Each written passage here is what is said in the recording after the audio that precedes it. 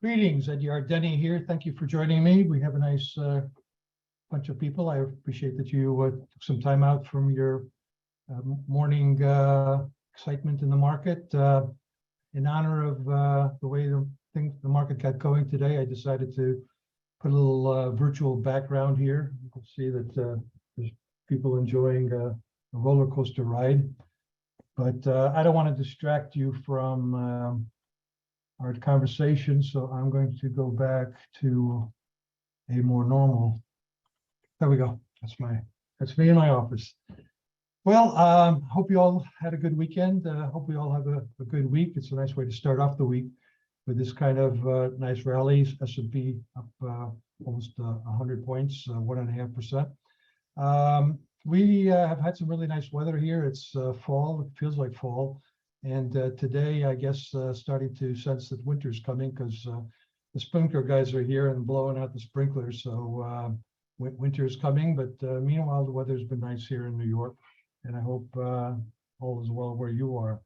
Well, let's see. Let's talk about what's got the market all excited about. By the way, another prop here, in addition to the roller coaster, is this is my advice to you. Get yourself a neck brace. Got to wrap that around your neck to deal with this market, because Thursday in the morning the CPI came out and we were down let's estimate that we were down about 2.4–2.5% in the morning, and then we rocket ship. So the rocket ship take it up by over 5%, and then we closed, I think, up basically 2.5% on Thursday. Then Friday we gave it all back, so clearly Thursday was the traditional bear market rally. Friday we gave it back. And I don't know what today is. Maybe it's another traditional bear market rally. But I have to say, this magic number, the June 16th low of 3,666, that devilish number, maybe that's turning out to be a pretty good kind of place to find some correcting going on, some back and forth filling and maybe even making a bottom, dare I say. Why is the market doing so well? Well, we have to thank Brian Moynihan of Bank of America. His bank reported very good, better than expected earnings. The banks generally have done all right. Morgan Stanley had some weakness in trading, which kind of makes sense.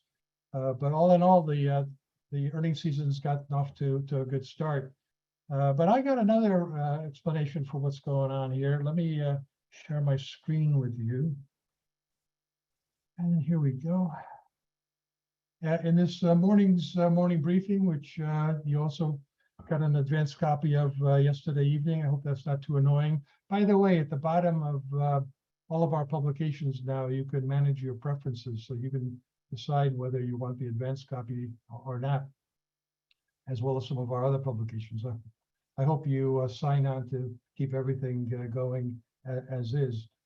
But in the morning briefing, you can see that we wrote a piece here called Anatomy of a Bear Market. Well, it started out with a description of what the market's been doing, anatomy of a bear market in stocks.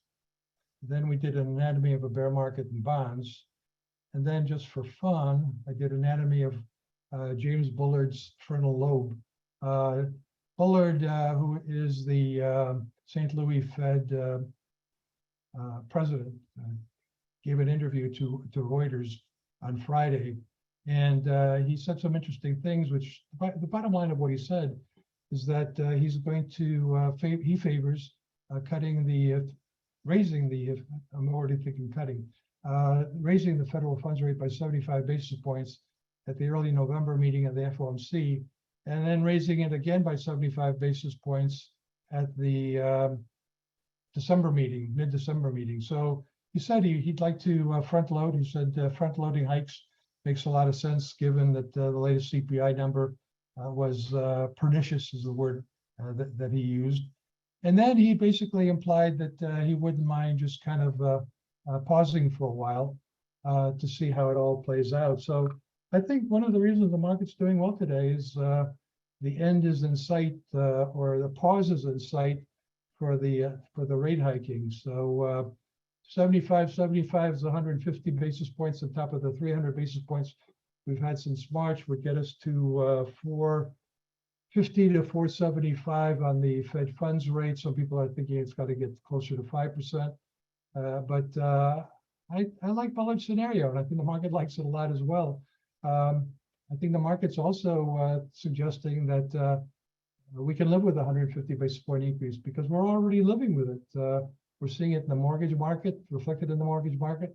We're seeing it in the 2-year yield. The 2-year yield is at 4.4%. So thanks to forward guidance, thanks to the markets being a discounting mechanism and anticipating what the Fed's been doing, and the Fed's turning more hawkish. At the September meeting of the FOMC, they issued their latest announcement of what they think, their latest summary of economic projections. And they raised their Fed funds rate for next year from 3.8% to 4.6%. It was a huge increase. Markets saw it, and we've had a continuation of the bear market since then, with some relief rallies along the way, or bear market rallies along the way. But to me, it feels like, you know me, I'm an optimist at heart, so it feels like we're working on making a bottom. Maybe it's not going to be one of these capitulation V-shaped bottoms. Maybe it's just going to be this kind of bottom where we have a lot of volatility right around my magic 3,666. I mean, there's nothing magical about that. I just thought it was interesting relative to the 666 bottom that we made back in on an intraday basis on March 6, 2009. So Bullard, Bank of America, and then sentiment. As you know, we keep you posted on the investors' intelligence bull-bear ratio, and it was extremely bearish, which is, from a contrarian perspective, very, very bullish. Let's look at some of the charts for this morning's morning briefing. And here's the S&P 500. Certainly a very amateur picture of the technicals here, just showing you the 50-day and the 200-day. I'm not that smart, so I'd like to have my charts nice and simple. And just some lines showing you where we are relative to the close. Well, back here, we closed over 4,800, well, around 4,800, as you can see, and we're well below that. I think the market's down about 24%, 23% from the January 3rd all-time record high. It's well below its 250-day moving average. So it's still pretty oversold. We did see that nice little rally from mid-June to mid-August, and the technicals actually worked out perfectly, in the sense that the market got disappointed and concerned about the Fed turning a lot more hawkish. Back in July, the Fed was talking about, Powell was talking about raising interest rates, but that they were getting closer too restrictive, and that they would pause at some point. And then in his Jackson Hole speech, 10-minute speech, he basically said, forget everything I said in July. What I really mean is we're just going to do Volcker 2.0. Starting to look like Volcker 1.5, actually, based on what Bullard is saying. If it was Volcker 2.0, they'd basically say, we're just going to let interest rates go to whatever level it takes to bring inflation down. We're going to let the market do it. We're going to manage the money supply, which really wouldn't make much sense, because the money supply has actually been getting weaker. So I don't know what excuse they would make for not doing it. But in Volcker, what Volcker did is he said, I'm not just manage the money supply, I don't manage interest rates. And at the time, the money supply was too high, so everybody figured interest rates have to go a lot higher, which is what they did, and that caused a recession. But clearly, it's not the exact duplicate of Volcker, so maybe it is Volcker 1.5 rather than 2.0, because in this case, they are maintaining control of the Fed funds rate. And as Bullard said, maybe what they'll do is 2 more rate hikes. And then they'll start talking about we're now in restrictive. And as we said, we want to stay in restrictive for a while. And I think the markets would be overjoyed to just have them stop I think the markets got a little carried away maybe during the summer, thinking that we were going to get rate cuts next year. But at this point, I think the markets will be happy to know with some certainty that we're at 4.5 to 4.75%, and we're going to stay there for a while. And then we'll all learn together whether the economy can live with that for a while, and that can bring inflation down. I happen to think that the economy can deal with that in a way that's I've described as a rolling recession. We've got housing in a recession. We've got the auto industry, which was depressed by supply. Now supply is coming because the parts are available. But loan rates for auto loans are going to depress auto sales. So I think we've got a recession of the auto industry. Clearly, people bought a lot of PCs, so now we've got a recession in the PC industry, which has had an impact on the semiconductor industry. The housing recession is mostly it's all in single family. Multifamily is still doing pretty well. And meanwhile, the energy sector is doing very well because of high oil prices. And we're probably going to see that the politics of the transition to a cleaner world is going to be more rational, politically more attuned to the fact that we still need fossil fuels. And so I think there's going to be a lot of spending on energy, particularly on liquid natural gas facilities to export to Europe. Apparently, European gas storage is almost at max, so they've got the gas. Now the question is what the weather's going to be. But coming back to the United States, the service economy is doing really quite well. The MasterCard spending pulse shows that consumers are spending a lot on travel and on hotels and so on.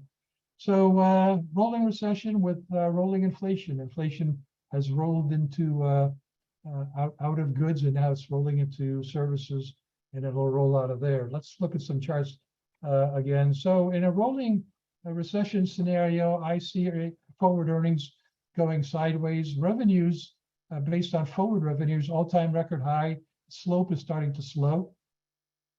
Looking at forward earnings, they're flattening out.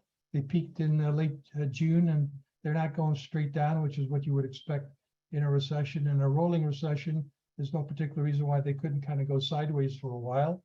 The profit margin is the reason that, well, as revenues are at all-time record high, obviously the profit margin expectations, the forward profit margin has come down a lot, but again, it's not tanking. If I'm wrong about a rolling recession and we still get a hard landing, then we can see what happens in hard landings. You get big drops in forward earnings, and then the valuation multiple would have further to go to the downside.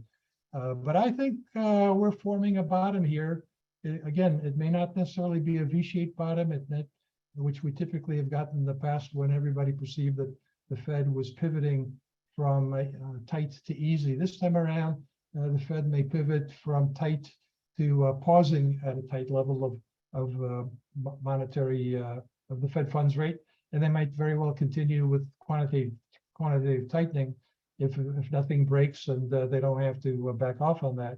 But as you can see, we got down to 15.1 on the forward PE at the end of last week. We had some volatility there on Thursday and Friday, and now we're going to see this thing back up again. So, and this low in the previous low on August 16th coincided with that 3,666. So again, we seem to be finding that as a good level for working on a bottom, anyways. The reason for making a bottom would be that we're getting closer to restrictive, which sounds like it should be bearish, but if restrictive is just going to cause a rolling recession rather than a hard landing, a soft landing, a growth recession, a mid-cycle slowdown, all those words sort of describe what I'm looking for to happen. Then we're getting closer to the peak in rates, and the 2-year is a good measure of what the markets think is the terminal Fed funds rate. Of course, if you look at the 2-year, it's had lots of upward revisions in the perception of what the peak in the federal funds rate is going to be. So we're all paid to have an opinion, and based on that opinion, manage money for people or our own money. And two rate hikes of 75 basis points would get us to 4.5%, 4.75%. So we'll probably get that rate hike in early November, and that will probably take the 2-year up to 4.5%, 4.75%. And in my scenario, that should be it, and it should be kind of a sideways move as opposed to a big drop to the downside. The yield curve is kind of confirming that kind of scenario. It's by the way, Bullard said that he thought this inversion might reflect an inflation premium rather than a clear signal of a recession, which I thought was interesting, and I liked it because it's kind of consistent with my view of don't worry that much about the yield curve.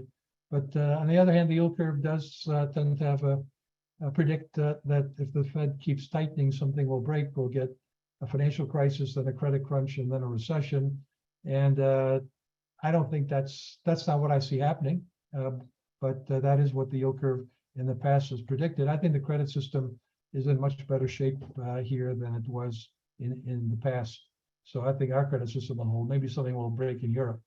Meanwhile, speaking of rolling recession, let me first wet my whistle. You can see this is when retail sales comes out, we also get data for manufacturing and trade sales. It's manufacturing, retail, and wholesale sales. And we look at that data carefully, and you can see that real retail sales, real business sales kind of look toppy back here. And we've got a recession in the goods sector. Goods have accumulated in inventories. They have to be cleared out. That's creating some disinflationary forces in goods, which is a good thing. And the offset is services are doing well, and some other parts of the economy is doing well. This is just more data on looking at manufacturing, wholesale, and retail sales adjusted for inflation. Retail sales in current dollars were relatively weak, especially once adjusted for inflation. So again, this is consistent with, I think, a rolling recession scenario. Now, how about this rolling inflation scenario? People look at this. This is kind of like a Rorschach test. Look at Figure 10, and if you had a bad childhood and you're a pessimist at heart, you're looking at this and say, "My God, inflation is spreading to services. It's becoming ingrained in the economy, embedded in the economy, and the Fed's going to have to raise interest rates a lot higher. We're going to have a hard landing." The other way to look at it from an optimist standpoint, and I look at it as an optimist, to say, hey, look, goods inflation, ex energy and food has come down pretty sharply. Energy has come down, food hasn't come down. So that's a kind of a more detailed view of what's going on. But goods inflation, generally speaking, has come down. The supply chain problems have abated. I'm hearing that cars are now coming in from overseas that had been ordered, some of them double ordered. There had been a lot of double ordering in a lot of goods areas, and the consumers have basically satisfied all their pent up demand. So that's creating an overhang of unintended inventory and pressure on goods prices. On the other hand, of course, the service inflation rate is going up, and it is widespread. It's include things like veterinary services were up a lot, for example, and it is much more reflective of wages, and wage inflation is still a problem. So I'm not trying to minimize and tell you that if you're a pessimist, you're wrong. There's a lot to be said for concerns about inflation being embedded in the economy on the wage side. But as we know, the services side of the CPI, especially on a core basis, the rent component stands out as a sore thumb, as a really flawed measure of what's going on with inflation. If it was correct, and we were looking at leases today that were just signed, it would have gone from something like 5% a year ago to 17% in early this year. Now it would be down to 12%. So it would still be troublesome for sure. But at least it would be indicating what's going on with new leases as opposed to all leases that are currently outstanding. Looking at food and energy, the energy side looks pretty good. OPEC cut back production, but I think that just validated the fact that there's been demand destruction, particularly for gasoline in the U.S. But China's in a recession, Europe's in a recession, so oil demand is weak. Food, on the other hand, still is troublesome, 11.2% year over year. The 3-month is still 10.8%. Look, some of that is a drought in California. I mean, there's not much you can do to grow more tomatoes if you don't have water in some of the important agricultural areas, particularly in California. So I'm not sure what the Fed can do about tomatoes other than cause demand for tomatoes to drop a lot. Let's not continue to go along those lines. I say tomato, you say tomato. I'm still doing, sorry. Figure 12, durable goods. That's one area that so far we've gotten right. I think we actually got the inflation story right, just the timing is not so good, and kind of the impact, the market perception hasn't been accurate. We anticipated that durable goods inflation would come down very quickly, and it has been coming down very quickly, as you can see here. In the 3-month has also been coming down at the annualized rates. New car inflation is slowing. Used car inflation has come down a lot to the point where it's now minus 6.3 on a 3-month basis. Furniture and bedding, you can see that that's come down. Major appliances. So let me just hang up on probably one of those spam calls. So durable goods is going just fine, and other signs of inflation going down in goods. You can look at it on your own. The PPI core and headlines coming down across the board. One area in services that you can't just blame it all on rent. Look at health insurance. Health insurance on a year-over-year basis, and the CPI is of 28.2%. The 3-month basis is 27.6%. So it's ugly. And I know this as a business owner that this is what I'm confronted with. And really, it's been ugly. But from a PCED perspective, the PCED accounts for the expenditures of consumers on these items, whereas the CPI is out of pocket, does not include the fact, it doesn't reflect the fact that healthcare is paid for by businesses to a lot of extent, and some government, quite a bit of government actually. So I think that explains why there's such a difference. And of course, most of us believe that the PCED is a more realistic measure of inflation.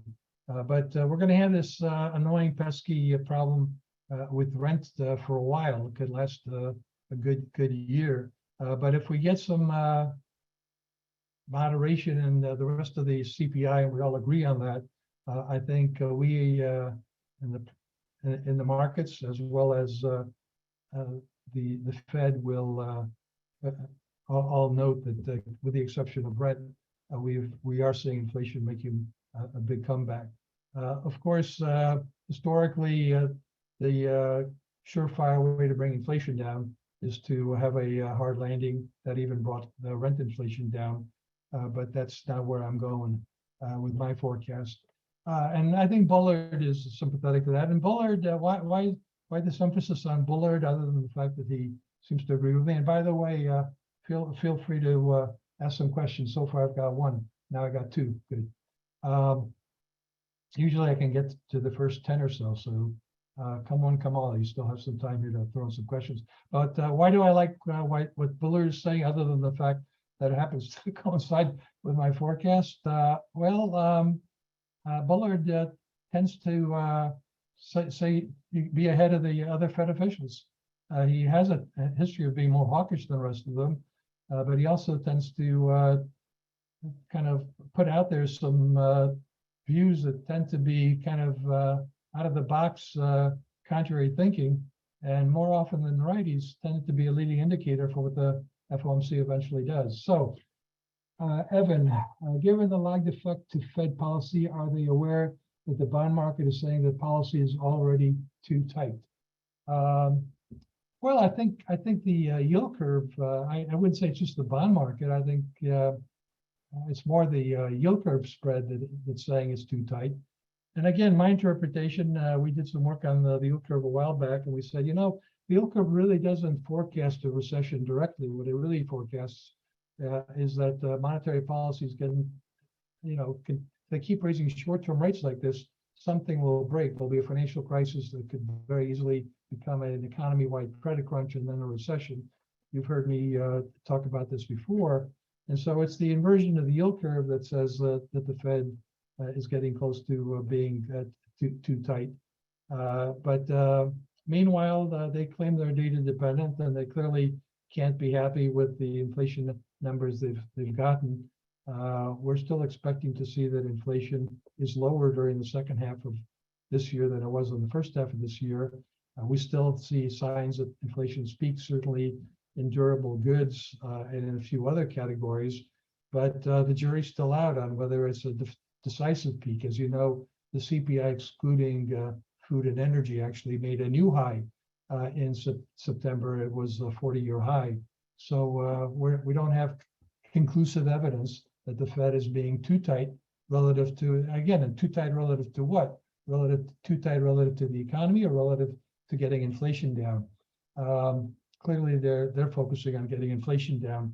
They made a complete pivot from what they said in August of 2020. That's when Powell gave his Jackson Hole speech and said, we are woke now. We are going to bring the unemployment rate down, and we're not going to be too concerned about inflation since we've undershot it. We don't mind overshooting it for a while. And of course, what happened is they succeeded in bringing the unemployment rate down to 3.5%, but inflation just absolutely took off. So 2 years later, August of 2022, Powell gives a real short speech, 10 minutes long, basically saying, forget what I said before, forget what I said in July about raising rates, we're getting near restrictive, forget all that. Forget about any mention of a pause. We're just going to raise interest rates until we see inflation coming down. So that's got to take them at their word for now, though they do tend to pivot. And I think Bullard kind of laid out an interesting pivot. That is where I think the Fed's going. Rocco, hi Ed, how do you think the Fed will react if shelter inflation keeps CPI high, even if the broader inflation abates? Well, as I said, I mentioned that I do think the Fed will look through it. They recognize that it's a flawed measure, that it's got some real issues. So I do think that if everything else is going well on the inflation front, they'll mention that they know that. This is my microphone here in case you're wondering what this ball is.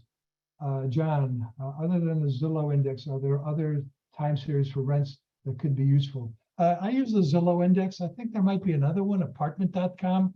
I don't know. I'll look for it. We'll start posting that along with Zillow. It's probably a good idea. And then there's just the anecdotal stuff. Just hearing more people talking about rent inflation starting to come down. Vincenzo, do you think there's more potential for bonds or stocks? Good question. I think it's at this point, they both got slaughtered almost like the same way. They're both down 25 to 30% year to date. So I think they both have the potential for kind of performing in the same way. But I think there's probably more upside for stocks than there's for bonds, because I think the optimistic case for bonds at this point is that the Fed will pause in raising interest rates, and that'll probably mean that the bond yield will peak at this 4.25% range, and it won't go to 5-6%. Tim, nobody seems to be talking about the large increase in debt payments the U.S. government will be making now with the increase in interest rates. That's a very good point. And I just last night was thumbing through the latest chart publication we have on the receipts and outlays of the government, and interest payments are absolutely soaring. So more and more of the debt is of our deficit is net interest payments, and that's definitely not a pretty picture. Don't know how it gets resolved in a pretty way. I mean, the offset right now is inflation. It's good to be king. If you're king, you can create enough inflation to bring your revenues in. If you create too much inflation, you have a revolution and you get beheaded. But right now, our kings have created enough inflation to actually boost the revenues of the federal government. which is why the federal deficit is narrowed, in addition to the fact that pandemic-related outlays have come down. I'll take one more question from Yolanda. How often, if ever, well, I'll take two more questions. How often, if ever, has wage inflation come down, and what is the percentage of overall inflation is labor? Well, labor accounts for 75% of costs. Last time I looked, so it's substantial, and it's particularly significant in services, and that's the case for being pessimistic on the inflation outlook. That you can say that durable goods inflation is coming down and energy inflation is coming down, but wage inflation still remains elevated. There's no sign that it's peaked there. I see some signs that it might have peaked, but I can't make that definitive at this point. And that may be reflected in services broadly beyond rent, which isn't as affected by labor costs. So that's an issue, and historically it has taken a recession to bring wage inflation down. So that is an area where we're going to have to keep looking rather carefully. The Fed has talked about and recognizes that wage inflation is important to bring down because we have a wage price rent spiral. And so the Fed has basically said they'd like to see the job openings data really come down hard. They think they could kind of create a soft landing by reducing the number of job openings and taking the upward pressure off of wages. I think that kind of makes sense, but obviously the jury's out on that one, and we're going to have to watch that. Thank you, Yolanda. Okay, now we got. Okay, how is QT going? Are bond sales above or below expectations? We watch it every single week. We got the charts on the website, and they're pretty much going according to schedule. So not much change there. And so far, the Fed just keeps saying, "Oh, by the way, we're also doing QT." There's no mention that of what impact that's actually having on sort of the combined tightening between the Fed funds QT and the strong dollar. If we do see something break, I would think that one of the responses of the Fed might be to back off on QT, just the way the Bank of England had to back off with what happened in their pension plans and their bond market. But we'll see how it all plays out. Look, have a great week. Thanks for joining me today, and we'll see you again next week. All the best.